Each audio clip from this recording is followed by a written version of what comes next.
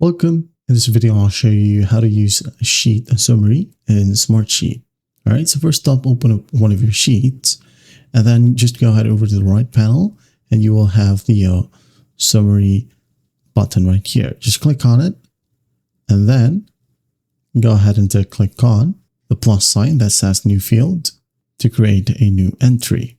Summary fields right here can be used to pull high-level data for use in the sheet itself. It could be via formulas with a pound symbol, or to create a powerful sheet summary reports that consolidate critical metrics from multiple sheets for reporting, dashboards, and high-level analysis.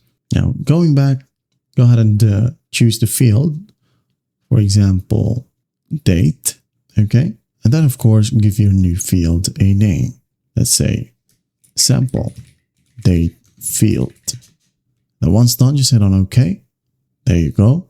Now in here, when you go ahead and click on the three dots, you can clear the fields and select the currency, format, use a hyperlink, and to insert some image. Okay. Let's say I'm going to go ahead and use upload. Right here, I'm going to go ahead and upload a random file or a photo. There you go. Just wait for it. You could also click on three dots once more and we'll go ahead over to properties. You can edit the type and name in here.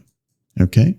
Now, if you want to add in some more field, click on the plus sign in here and do the same thing.